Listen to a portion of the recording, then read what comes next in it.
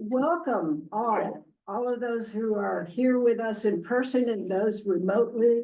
Welcome to the kickoff of the 70th anniversary celebration of Bradley Hills Presbyterian Church. We are so very lucky this morning to have everyone with us, and as they also present the saints, the care, the wonder of Bradley Hills as it has grown, developed and grown.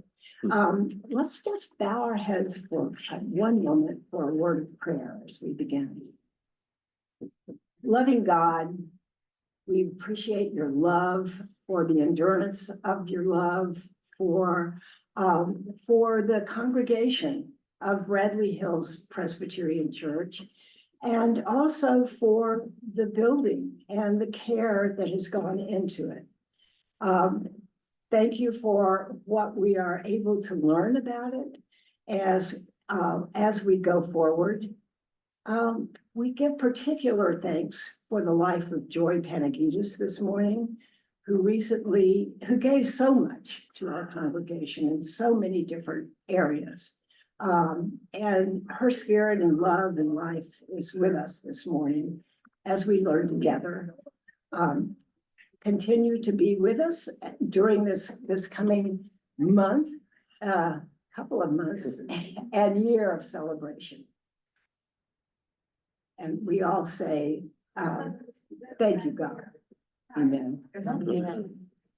So one couple of words. I'll be talking about our coming programs at the end of this presentation, but we have a very comprehensive presentation today, and we're just so lucky to have folks who have been working for really years, not only to commemorate and embrace the wonder of our congregation. It's my pleasure to introduce Corky Hickey, Rosanna Morrison, and Steve Fox. And I will ask you, if you're with us remotely, if you would mute yourself unless you have a question. And we do have a full presentation, but if you do have a particular question, feel free to contact us through the chat or raise your hand if you're here with us. Okay, with that, I will turn the presentation over to Corky. Yes. Thank you. Thank you very much. Good morning. Nice to be here with all of you. And thank you, Carol and Gina, for helping do all this, and thanks to all our friends who make this morning happen. The education hour every week. It's a magnificent time, and thank you for letting us come in and have a part of this. We are really pleased to be here, Steve, Rosanna, and I, to offer you a bit of a different look at a piece of Bradley Hills history as we begin our 70th year together as a family of faith here in Bethesda. This is my family of faith. Steve and I have been involved in offering interpretive tours of our sanctuary to church members, to visitors, and to our Friends Club. Steve is especially good at finding those visitors Sunday morning and saying, hey, and showing them around and helping them to feel comfortable in our space. And Rosanna has been involved with our church school children for several years, teaching them and helping them to see and understand the Christian religious design symbolism in our sanctuary as they've walked it. And doing this as part of the annual worship workshops. You want to say something about that? I'm sure, Steve. Yeah, so that is done on an annual basis. For our second graders and our parents, they come together and we have 3 weeks with them, and we talk about how the worship service is organized, about communion and baptism. But we culminate with a sanctuary scavenger hunt. It's done the last week, and the kids just have a lot of fun going through the things that we send them to go look at. And we really stress in that some early church practices and also contributions from the congregation throughout the years. And so that's why I think you asked me to be part of this. So, I do that with Corinne Silva, and, before I was doing it, it was Betty, Hanson who was doing it. So it's a long, and I don't know when it actually started. If it started with with her? Betty Hanson, Okay. who worked with Martha Stevenson. Oh my who gosh, helped that her long. Okay. To get things started. Good, Yes. good. Well, I asked her if I could apprentice with her and take it over, and she said yes. Yeah, So, Some great pieces of our local history. yes. You just heard. yeah, that's what this is about today. Exactly.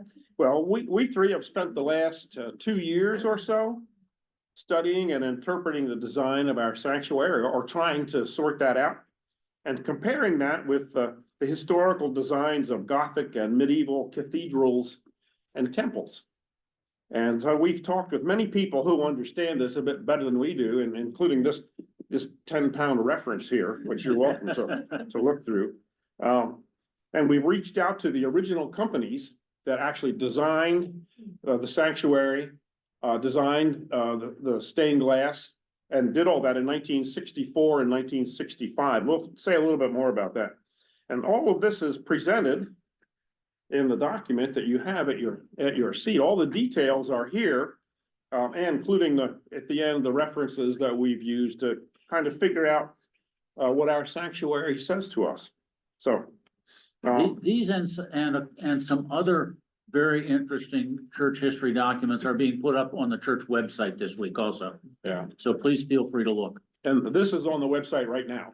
So there are more hard copies in the narthex for the congregation later today, who come in and might want to have a copy of this.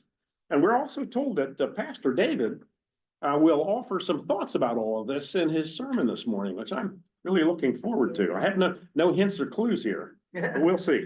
So our sanctuary is a mid-century modern design that is steeped in traditional Christian theology and symbolism. And we will introduce you to a bit of this lesser known history about Bradley Hills that is hidden in plain view, if you know what to look for. And we're gonna try to help you do that today. We'll give you a quick and brief overview of what is in this document using a colorful PowerPoint here. So what we think we'd like, this is the academic stuff and all the details is in writing. And we'd like this morning to be the fun side of all that and show you a bit of what we've learned and what we've gleaned. And at some point in the future, you might follow Steve's lead here. And if our congregation would like to have a guided walking tour of the sanctuary to really see the things that are hidden in plain view, we'd be glad to work. I to see do that. three nodding heads. So, Yeah, okay. well, there'll be a couple of us anyways, so we can do that. And we will take questions during the class here as appropriate, and Carol said she'll help us do that. So let's start out. I'm gonna stand out of the way here for a minute. Maybe I shouldn't do that. So I can see what you're seeing, basically. And Steve is gonna run this for us, so I hope we're not in trouble.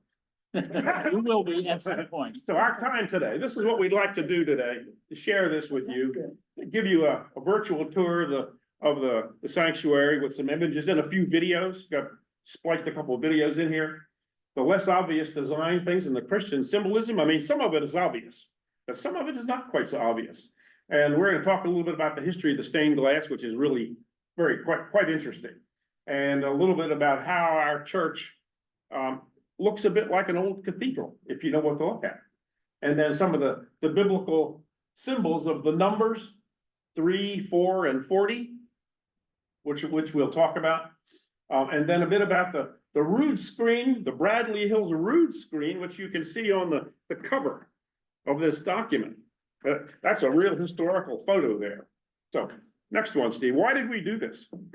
Well, this is a bit of, we're interested in all this, and we're in the sanctuary every week looking around.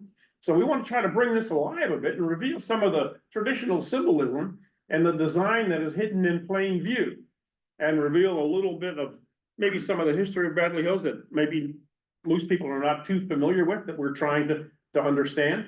Recognize our shared past.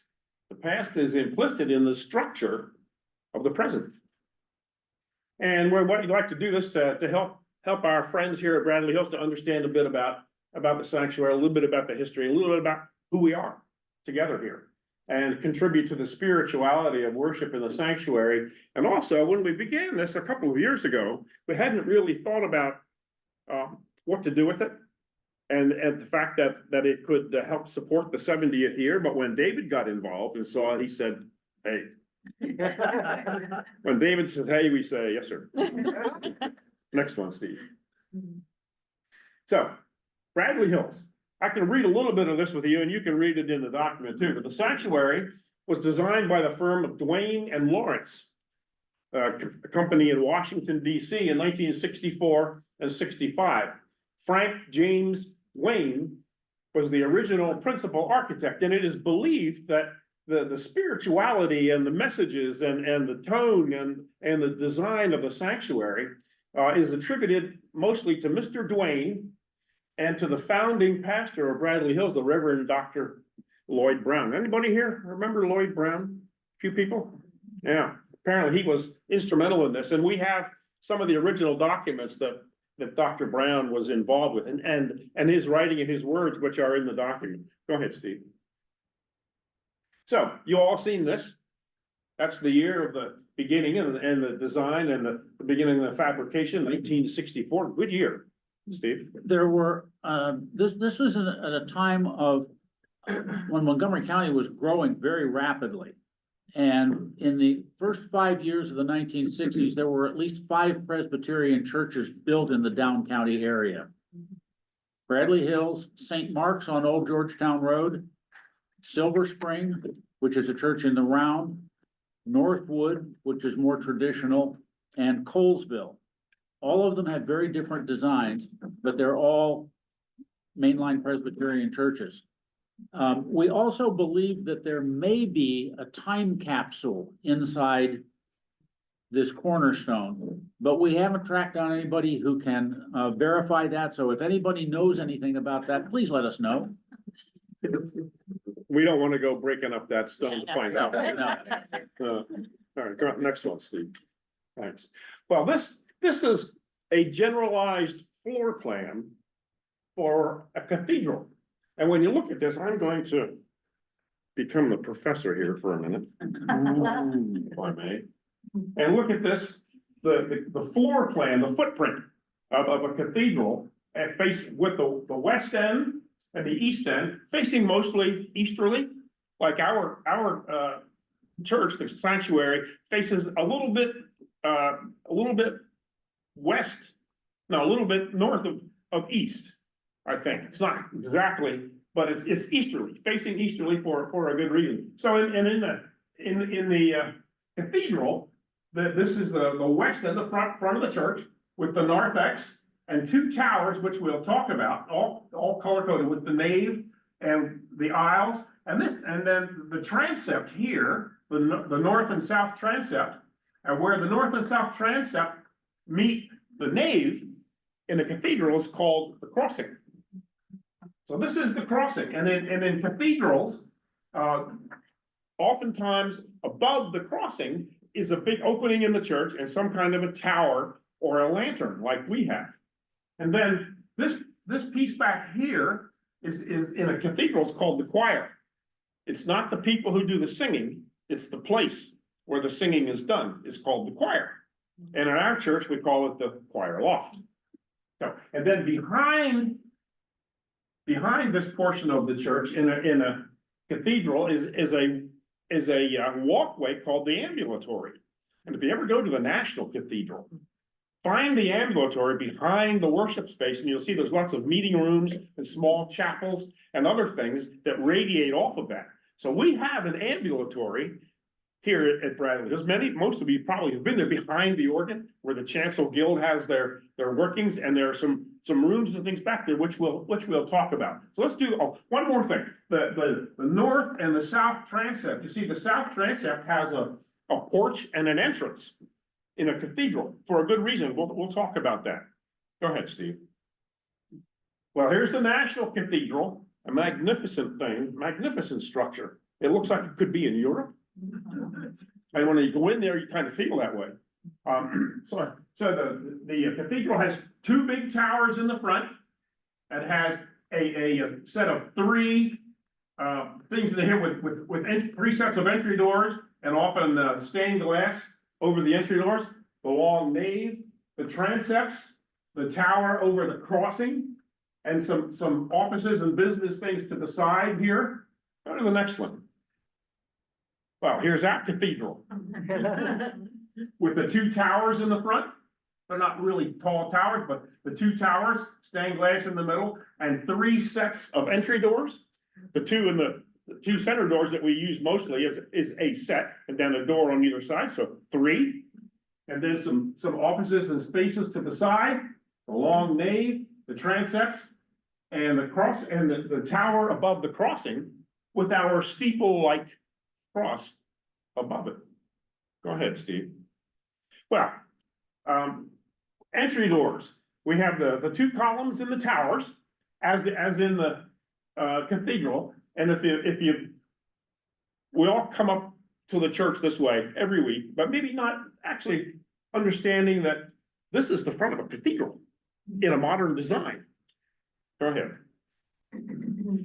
3 sets of entry doors, just like in the cathedral, although they're not separate, they're all confined right into the middle, but it's that number 3, that biblical number 3, reflecting the Trinity, the 3rd day, the resurrection, and some scholars say it has to do with the thought about completeness and moving towards something, which of course was happening, thinking about the crucifixion and the resurrection. We're moving in a positive place after that. Steve? For security reasons, a few years ago, we beefed up these doors and redesigned them. And if you look carefully, the wooden space between the glass panels on each doors forms a cross. Yeah, right here, you see the cross. And that was carefully designed in. Yeah, it really was. Go ahead to the next one.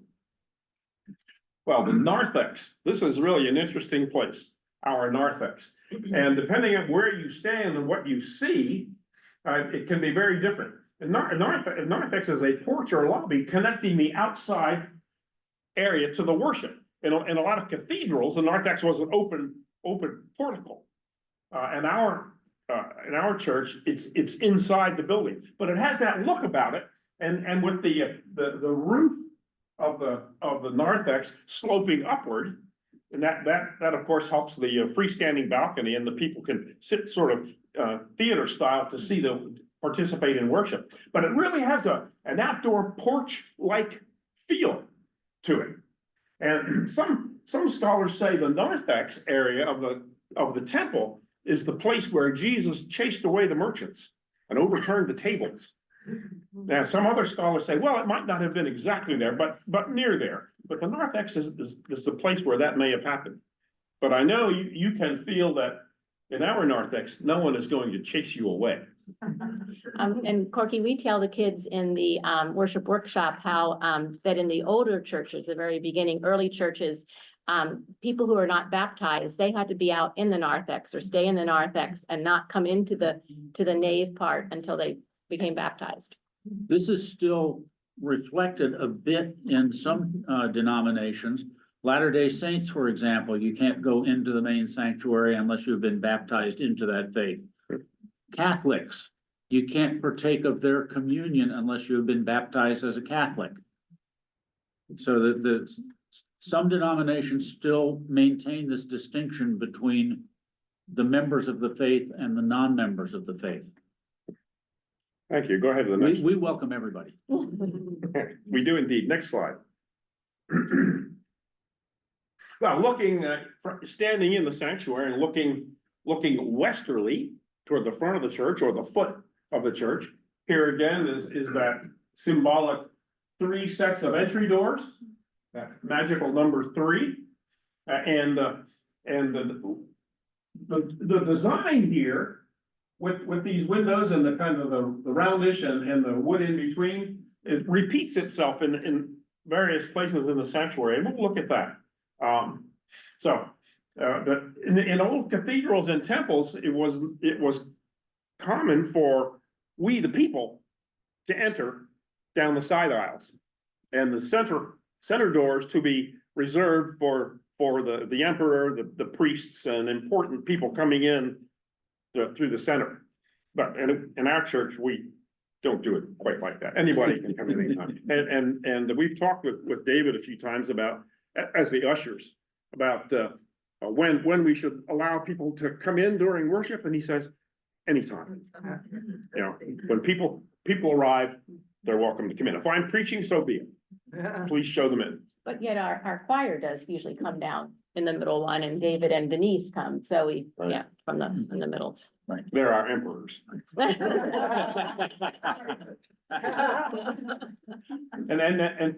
Thinking about a sanctuary, think about what that is. Being an old biologist, focus on biologist, not an old. The idea of a wildlife sanctuary is a place that's set aside for a particular reason, a purpose.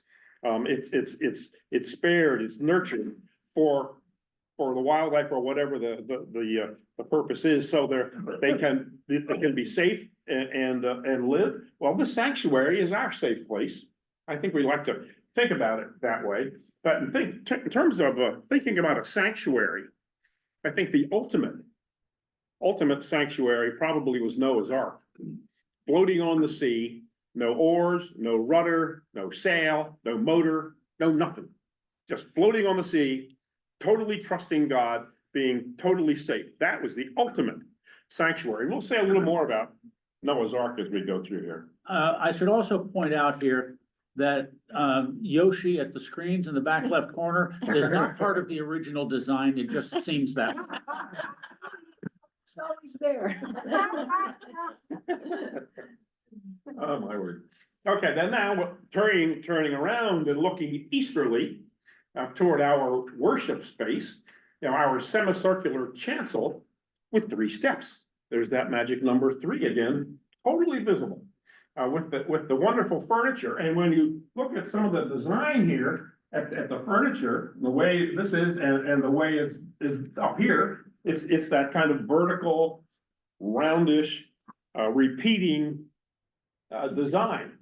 And in some cathedrals, this area of the space is called the apse, the most eastern end of the worship space, near the choir, and where the worship leaders help us every Sunday morning in the chancel. Go ahead, Steve. This is some of the things that have happened here at Bradley Hills since the building was designed. Are these questions? Rosanna, you want to say something about these? Yes, I did want to say, and we share this with the children too, because we're trying to give them a sense of their church history. These needlepoint cushions were stitched by women in the church, and it was dedicated at around, I think, just after Easter in April 1980. And Betty Hansen told me years ago, and I share this story with the children, that the women who wanted to do the stitching had to audition. They had to submit a sample of their needlepoint to be sure that their needlepoint was up to snuff. And so 13 of them did, and submitted this, did this needlepointing. And 2 names you'll probably be familiar with are, one of the cushions was done by Jean Testian, and then another by Joy Panagides. Yeah, so this was in my script before this week, so it was kind of very poignant to me. So, but we asked the kids, to look at the symbols on them, and a lot of them are about how they died. And then the kids get a kick out of we have a couple games like which disciple is missing, and that would have been Judas, because he was, swept out. And then Paul is in there too, and that throws them off. But so we actually have 13, so the 12 disciples, and then Paul is right in the middle. Yeah, 13 of these cushions created by 13 of our friends in Bradley, our own apostles. We have a quick question about when the actual building was started. So the sanctuary was dedicated in 64. Yes. Was it not? And then didn't people meet in Memorial Hall before this? Memorial Hall was the original worship space here And that. when the church was founded in 1955. Yeah, and so for the 10 years or so, plus or minus, Yeah. worship was there while the sanctuary was being And the designed. window the rose window there was taken from the Washington Heights Church. Presbyterian Church as a piece of the history and the connection between where the congregation was and who they were and where we are and who we've become. Yeah, it's really nifty. Rose windows are really nifty. Get a good chance to take a look at it. And the, Go ahead. and the education wing here was built too in 55. So I always think that's really cool that it was so important to them to have classrooms for Sunday school. And they said they built that in the Memorial Hall first. Go ahead, Steve. And it's that 1955 date, obviously, that makes this our 70th anniversary. And at some point this year, if we follow tradition, we will have our Sunday morning service in Memorial Hall to remind us of our roots. We do that every 5 years. Very neat. Go to the next one, Steve. Wow, this is, I want to say, some of the information that you've heard about and some, what that Rosanna has told you, is taken from some documents that were written by Cheryl Nolte a few years ago as part of the deacons' communications to the congregation. And it is in Cheryl's documents where she names all the people who are involved in some of the things that have happened here since the sanctuary was built. She did a magnificent job of all that. One of the things that has happened since then is the baptismal font. You look at the design here, you know, the design has been captured, so it all kind of relates a bit. But I'm going to read you a piece, and it's in your document that Cheryl wrote about what you are seeing here. In the Deacon's Column, she writes, "Our baptismal font is currently placed in the middle of the main aisle and close to the chancel. The font is positioned in such a way that a visual connection is made with the table for the Lord's Supper, demonstrating the relationship between these two sacraments." And you can clearly see that in the left-hand side there. In the center, there's a mosaic, is a cross at the bottom. You can see that here. There's a cross right here in the bottom. When you go to the sanctuary, they take a close look at it. It's really, really, really nifty. There's a cross, and the rest of the pattern, including shades of blue and aqua, evoke feelings of waves on the water and splashes of coral fish around it. Yeah, it's really, really quite well done. Steve, go ahead. And it's on the cover of the bulletin today, so you can look at it too. And then Christine Yeager was the one who did and I thought she just did the mosaic design, but she actually created the mosaic too. So the whole interlining she made, so. It's really magnificent. And the colors just blend with Bradley Hills. So then now we're going to stand in the sanctuary and we're going to look easterly again, toward the worship space, the apse, that area of the worship where the ceremony and the holy word is offered. And the chancel beneath the lantern and the crossing. So this is really the crossing in our church with the transepts and the nave and the tower above the center of the worship space, as in a cathedral. Yeah, go ahead. Now, I hope this works. We tried to put in some video here to talk about what is around and behind the worship space and the concept of an ambulatory in Bradley Hills. See if we can do that, Steve. There we go. So we're going to walk back toward there and take a turn. The choir room. That's a very multifunctional space. It is. We'll do it. Whoop. Try that again. I think this new one does, I think it stops in there too, doesn't it? What are you? Well, I think he just used his phone. They want to know how you recorded this? Yeah. so now we're gonna take a walk back. This was, oh, here we go. Yeah. So looking into one of the rooms off of there, the sacristy is in there too, where the chancel guild keeps the items of worship for communion. And the flower guild made, Yeah. flower arrangements there. So now we're behind the organ in our ambulatory, and what's back there? Well, there's one of these. There's a storage space where the chancel guild has many of their items. And as a lot of you know, down beneath this are two robing rooms, the women's and the men's choir robing rooms. And we'll continue to walk. There's another one of these. And we come out where?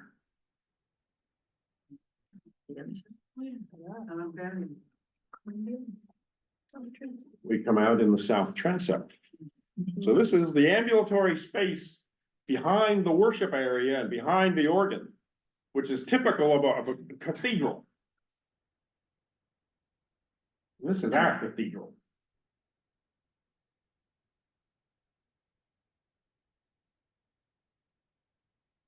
Standing in the crossing. Okay, go ahead to the next one.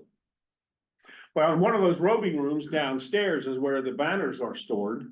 And it's a magnificent thing. Did you want to say something about the banners? Yeah, I just mentioned that they were designed and sewn by Marilyn Alberts, Nancy Evans, Christine Yeager again, Dorothy Kirkendall, and Abby Imus. So, and in this area too, not this room, but the other robing room is where they keep the costumes for the that we use for the Christmas pageant, the kids' Christmas pageant, and we use it for Vacation Bible School.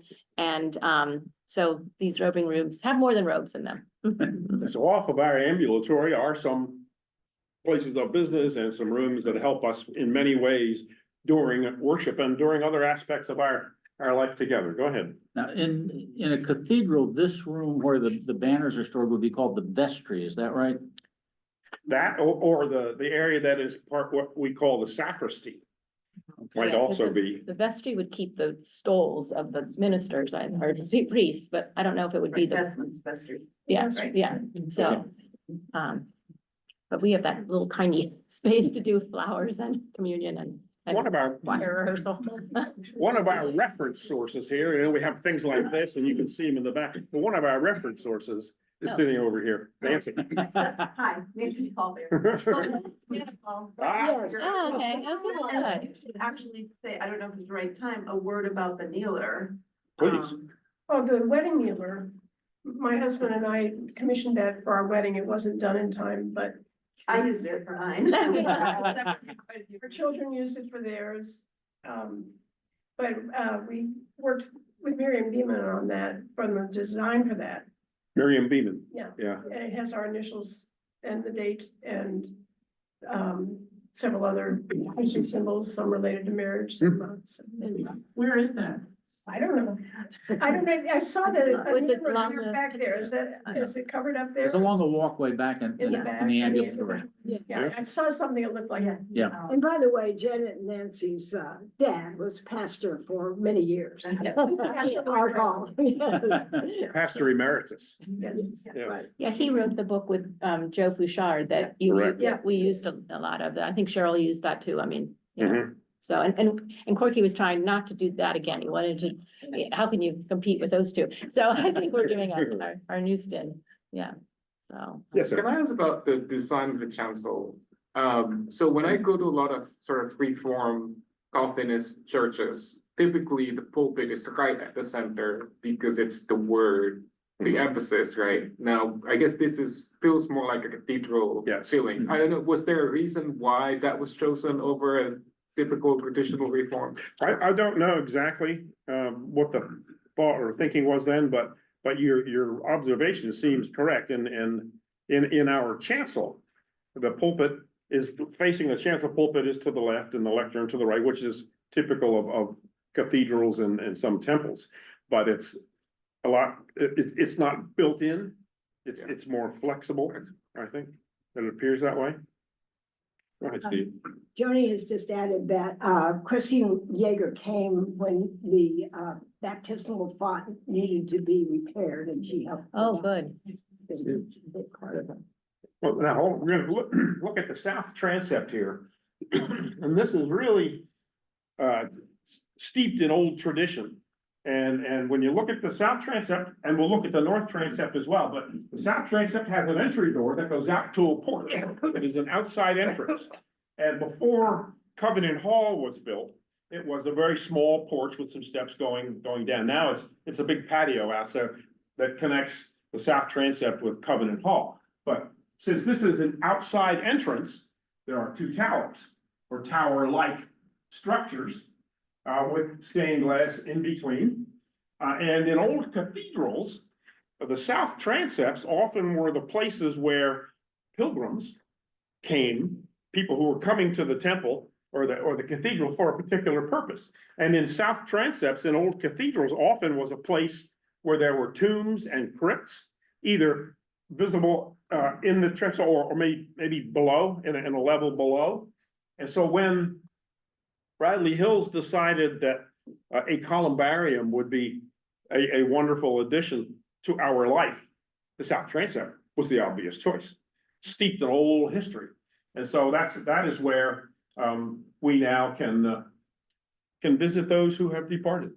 And it's a wonderful space, and it's very traditional to be like that. Go to the next one. Steve, you need to say something. Yeah, I love this slide. This is the cross piece for the ribs of a picnic table dining fly. Corky and I used that dining fly to build the tent for story time at Bible school. And one Sunday afternoon, as we were starting to set up, we were dumping all of the parts out onto the floor. And this happened to land exactly this way in the shadow, in the reflection of the resurrection window in the columbarium. And what this reminds me of all the time is what a multifunctional space that has become for us. We do the Blue Christmas service in there. We do the private interments there, obviously. Early in Advent, it is steeped with angel gift tree gifts. And the choir will sing there with very different acoustics. So this and a lot of other parts of the sanctuary are very much living and breathing parts of how we are growing and developing. We've already seen a number of ways in which the sanctuary has been changed since it was originally designed, and we'll see more of them here. But I love this little Celtic cross. Yeah, it does look Celtic, doesn't it? Go back to the previous slide and see the reflection on the floor here, Yes. which is what Steve was talking about, where that thing ended up looking like a Celtic cross. Go ahead, Steve. Well, this is the. Corky, I had a question on the previous slide. So was the columbarium, was that thought of after the sanctuary was built? Oh, yes. Oh, yes. Yes. There used to be pews there. So that was gonna be my next It question. was actually during Dr. Hall's ministry here, I think, when that happened, correct? And there used to be pews, I'm sorry? and there used to be pews in that area. Yeah. Yes, there were, it's right. It looked like the North Transept. Some of those pews are now in the balcony. A couple of them are right outside here. Mhm. Right, I was interested to know the report that, which I hadn't realized before, and that the wood from the root screen was used for Yes. for the columbarium, which is. Yeah, We're coming to that soon, right? Yeah, we'll see that. Go ahead, Steve. Okay, back to here and now here. So this is the south transept. Inside looking out the entry doors and then standing out on the porch, which now connects over to Covenant Hall. But this is an outside entrance, and therefore the two towers that you saw on the inside. Go to the next one. Well, this is a bit of Bradley Hills trivia. Yeah, the resurrection window in the south transept was given in memory of Fred Boas by his family some years ago. And was it a year, 2 years now, we had a memorial service? Susan. For Susan. Susan goes. Yeah, for Susan. And during that memorial service, I got to talking with John Boas, their son, who still he's the third generation running the Chevy Chase Automobile Company here on Wisconsin Boulevard in Bethesda. And he got to talking. He said, "Come with me." So we went down to the south transept and looked at the resurrection window, and he said, "You see this?"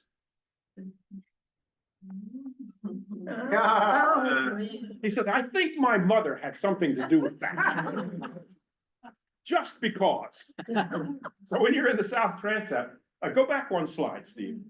See if we can, 2 slides. yes, 2 slides, thanks. 3 Maybe slides. 3. It's right here. So that's a bit of Bradley Hills trivia that only you know. It's not. So when you're doing those, But Scavenger hunts. it may come in handy in the next few weeks, folks. Yeah. go ahead, Steve. Okay, now this is the north transept, which is not an outside entrance. So we do not, there are no two towers there. And as you know, the doors there connect to the hallway, the choir room one way and go around to the worship space and the offices.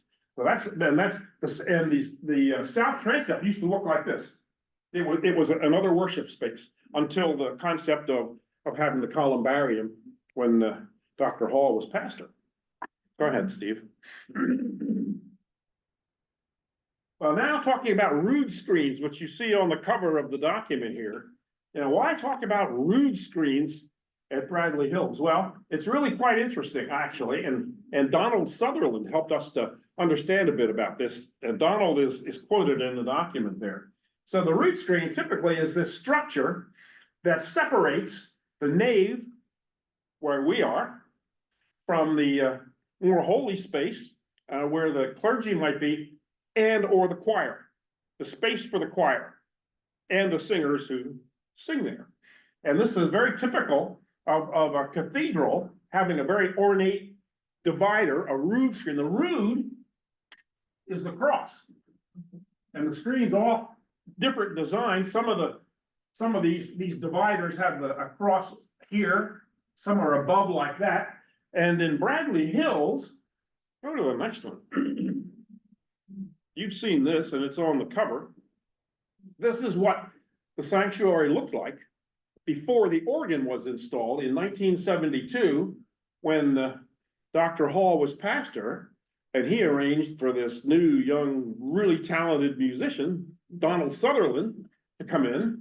And the two of them worked on, as I understand it, worked on the design of what was going to happen here with the screen. See, there's no organ here. And you look at the design here, here are these vertical things with these little dividers, as in other areas of the church. This was Bradley Hills. Can you believe that? Go to the next one. I just love. Before we go, ladies, I hope you will all be putting on your hats before you sing. And you can see the pews in the south transept there. We should have a time during this 70th year when we look like the 1950s. A costume party. Maybe around Easter or a little bit. Yeah. And you probably saw this in the electronic communications here. We should all wear Easter organ. There was no music in There there. was- There was an electronic organ. Small electronic organ. Say more about it. Well, it's just a small electronic organ up in the choir. Gotcha. Yeah, Choir. yeah. It was in the balcony for a while too, like maybe just being stored there. It was Well, wooden. There was a small wooden one, but that belonged to Lorraine Waters, who was I believe she gave it, she was a student of Donald Sutherland's. So I think that's not, but this other was just a small, no pipes, small electronic organ. There might have been some other electronic thing up later in the balcony, but the one I remember is the small. And you can read in the document what Donald had to say about all this. He was very, very interesting in remembering what happened there. And this was in the communications. It came in the electronic. It was yesterday and today. I just loved it. Isn't that well done? Beth Biswell just knows how to do these things. To look at a bit of then and now, side by side. That's really striking, I think. Go ahead, Steve. Well, then looking at our ceiling, Donald had some things to say about the colors of the sanctuary, which are written in the document.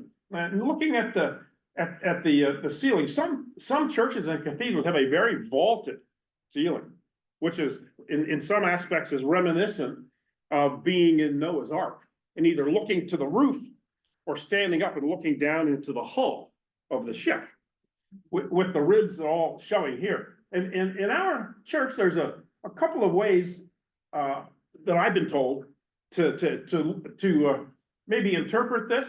One is that the blue around the edges is the sky, and the white in the middle, the clouds.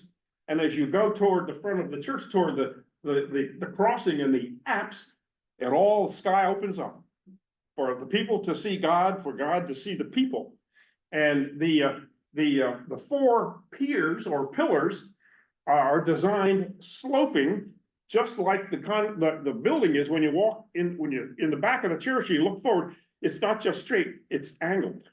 And the transepts are angled, kind of, you walk in there and it invites you to come in and be in the space with God. And as you turn around, what happens on the way out? It focuses you in on the Great Commission.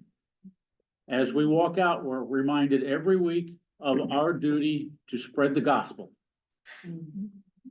Then, of course, the four corners here could, the piers could represent the north, south, east, and west, and the people coming from all over. There's a little bit in the document that talks a little bit about that too. And the height, cathedrals are really high. You go to the National Cathedral and you go, oh my gosh, it's just so high. And that's by design to focus you up, thinking about things that are not ordinary and focusing on being with and meeting God. Well, our sanctuary is not as high as the cathedral, but it's pretty spacious place. And I'm assuming that that's sort of kind of part of the idea. We have, the number 4 comes up a number of times in the design here. Obviously, we've got 4 piers. We've got 4 panels on the lantern window. We have 4 parts of the sanctuary. 4 biblically refers to completeness. We have 4 seasons. We have 4 cardinal directions. In Genesis 2, there are 4 rivers in paradise. So this is a biblically significant number to have included here in the sanctuary. Thank you, Steve. Go ahead, do the next one. Well, then, this is maybe a lesser known and lesser visible piece of the design of the galleries or bays where the walls stop before they meet the ceiling. And there's a space there in the top where you can see the supporting ribs. And then in cathedrals, oftentimes this area called the clear story as a series of windows, either plain glass windows or stained glass, to bring light into the church naturally. Go to the next one. Let's see if this is going to work. Can you start the video there? Yeah. Oh.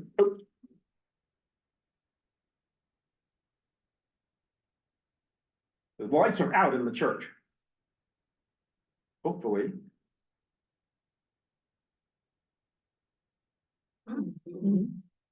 See how that happens there? Those lights up around that part of the church are reminiscent of the windows, the clear story bay windows in a cathedral. But for us, it's indirect lighting. And can you do that again? That indirect lighting, if there's no other lights in the sanctuary, and those come on, it will light the whole space. Okay, go to the next one.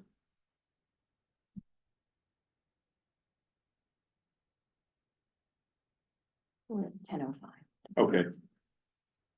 The stained glass. So I say a bit about the stained glass and the Willett Company in 1964 and 1965. And there are 3 places in the church where there's this logo of the company that did this back in 65, the Willett Company. And they've got their name, the date, and an angel and the star. And I can show you those in the sanctuary. Like, let's keep going here. Get done here on time, perhaps. Then around the outside of in the church are the tall, thin windows, the slit windows that are all around the church. And if there's no other light coming in, these will provide a really soothing environment. And in the morning, when we're worshiping, if you're facing the chancel, the windows on the right-hand side are lit. And other times of day, and it would be the other side. But this is a very interesting concept because there are 40 of these all around the church, 40 windows. By design, it appears that 40 was created to recall some important ideas where Noah was 40 days and 40 nights on the sea, floating at the mercy of God. The Israelites were 40 years in the wilderness, and Jesus was 40 days in the desert, having some business with the devil. And so 40 is really an important piece here that kind of connects the Old Testament and the New, and gives us this idea of some important information in scripture. Steve? These 40 slit windows, the ones on the south side, reflect beautifully on the center aisle on a bright sunny Sunday. And over the course of an hour, you can watch them move. I'm not suggesting you shouldn't be paying attention to the service, but it's nice to watch that. Go ahead, Steve. Oh, look, so this was one of the original design documents that we obtained. We explained that in the document, how we did all this. One of the original design documents of the Willett Company and the Dwayne and Lawrence architects, and looking at the 40 slit windows. And they've numbered them starting over here all the way around. One of those logo windows is here. There's another one up here, and then there's one on the big commission window in the front. Go ahead. And this is perhaps the clearest demonstration of the difference between our sanctuary and a traditional Gothic sanctuary. Gothic sanctuary, it's all right angles. Yeah. Here, it's narrow and it welcomes you in and it focuses you as you leave. And there's that wonderful window, and there's some information in our document that talks about this window and what it means, and the charge of go out into the world, and if you're standing right by the front door, look up at it, you can see two people on each side, four, who are Bible in hand going out into the world, or you can go up into the balcony and stand at the back and look down. And you can see the people with the charge of going out with the message. As part of the sanctuary scavenger hunt, we asked the children, what do you think Jesus is doing in this window? And I love this response from one little child. They said, Jesus is giving us a hug. Doesn't get any better than that. Yeah. Go ahead, Steve. There's the hug. Yeah, there you go. Go ahead. Well, then this is what you'll see in Memorial Hall here, the rose window from the Washington Heights Presbyterian Church, connecting us back to where we began. Steve? So, we think that this is not the end, that our journey continues, and we're gonna have a lot of fun with this journey, I think, during this year, remembering lots of things and being together, and having 70 years to think about and to move forward. We're not stopping here, we're moving on. Yes? I have two questions about the architecture in general. One is, was this firm, mostly commissioned to do Episcopalian or Catholic designs? And secondly, did they design other churches Yes. that are reminiscent of ours? Yeah, yes, and yes. Donald Sutherland told me that Dwayne was a Roman Catholic. Okay. And therefore, some of what you see here, he and Dr. Lloyd working together. And that the company still exists. It's actually in Gaithersburg now, run by children. What was your other question about? Were there other Oh, churches yes. designed reminiscent of ours? We had a slide on that. I don't know if it's in our reject. We do have another slide. This is the, Not reject, our slimming down to get this. Okay. My question too is. Scroll down there. So the answer is yes. The acoustics, because our church has one of the best acoustics of almost any place in this whole area. I mean, I go to Strathmore and I go to a concert here, it's the acoustics here are better. I mean, they're amazing. Which is one reason that Donald Sutherland agreed to come. The acoustics and the promise of. Despite the electronic organ. Yeah, very, the promise of a. Yeah. well, we've got a slide there, but this is the St. Thomas More Cathedral in Arlington that was also designed by Dwayne and Lawrence. And on the backside, you can't maybe see it where you're standing, but the sanctuary in that church looks a lot like Bradley Hills with a not very vaulted ceiling. And some of the same structures and a rood screen. So you can look at these if you like. But Dwayne was Roman Catholic and they did a lot of church work, apparently. John Gaffney is asking for those who are remote if they can get a copy of the document that we're. Well, it's on the, we'd be glad to get him when, it's on the website. It's on the If you can get to the website, it was uploaded. Thank you. No, I think. The document? The document is on the website. We can put the PowerPoint up there too, I think.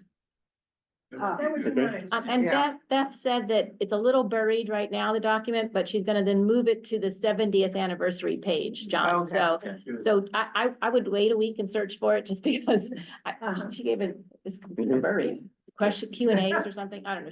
Yeah. That was on purpose. I think she wanted to move it once we were done. I wanted to bring this, picture of the Great Commission window back up, because one of the questions that I get from time to time is, what's the style of stained glass here? This is not a traditional style of stained glass. This is called dalle de verre, which means glass slab. It's a style that was developed in the 1930s in France, and this is common to the Great Commission window, the 4 panels of the lantern, and to the north and south transepts, the Resurrection and Pentecost windows. The 4 panels of the lantern are the birth of Christ, the Gospels, the Old Testament, and the resurrection. And you have to get up there and crane your neck to look at them. I believe that it is the Gospels that you can see most clearly from the seats in the nave of the sanctuary. But the design of a 4-sided lantern window is quite unusual. I was only able to find about 4 or 5 of them, and they're all in Anglican churches in England except one. And I couldn't find any online in the US. This is not to say they don't exist. It's just that no other churches feature them on websites. I was in a Catholic church in Albuquerque that didn't have the lantern windows, but did have stained glass that really reminded me of that. I didn't have a chance to ask whomever there whether their windows were done by the same company or not. I could look it up actually. It's actually Richard Rohr's church actually, in Albuquerque. So when you read through the document, you'll get all the details of all this, and if you've got questions or you want to talk about it, I'm sure we'd be glad to. And Try to help. by the way, all of this session and every adult education session is posted. It's on YouTube. There's a connection on Tuesday, the weekly expressions, but there also is a connection to all of our recordings on the website. Yeah, but this is a really special one, of course. Yeah. So I guess in closing, I might just say about this and about us, thanks be to God for Bradley Hills. Thank you. I wanted to say, I'm sorry, GW Parkway was closed this morning. That's why I was so late. Oh. So excuse me. But, did you mention that the beams had been yellow? Say, go ahead. The sunbeams coming down from heaven and probably, post flood or whatever, but the sunbeams coming down from heaven and they were yellow. It was really hideous. It was up until Of the time, yeah.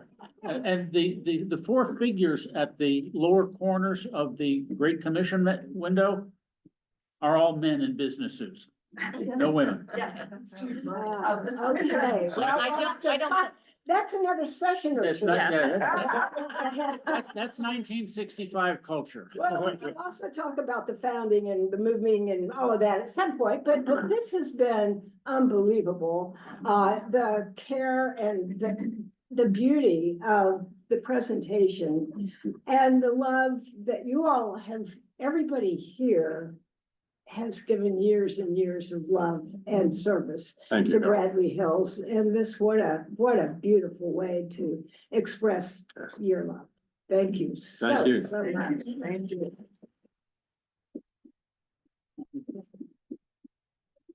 To encourage everyone who is here to continue to come to adult education when you can, if possibly. Next week is the beginning of a 2-week session on the topic of aging. I don't think any of us have any interest in that. I got no experience with it. But whether you're 55 yet, or we're all looking at this, and the big point of this is that we are so blessed to have Venus Masellan with us, who is an expert on this topic. This is a topic that even the psychiatry, the psychology, the community has not addressed until most recently.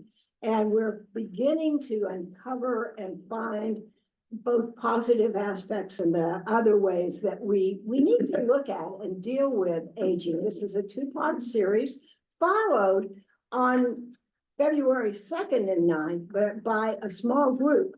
That small group, if you're interested, it's filling up fast. She's capping it at 10 people. And that's a group that will meet after the service on the 2nd and the 9th. But continue to join us. Thank goodness we've got the recordings that are available, and you can send them to friends. Whatever, but thank you so much, and maybe stay warm, and we have a special blessing also for Mary Hickey, who's in the hospital as we speak. We'll be praying that she's better. She's doing fine. Thank you. Oh, you got it, sure, okay, I'm on page 8, so I'll keep now hanging. Great. I understand.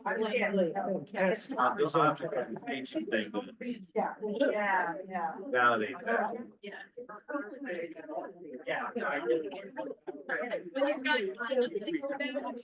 That was fun.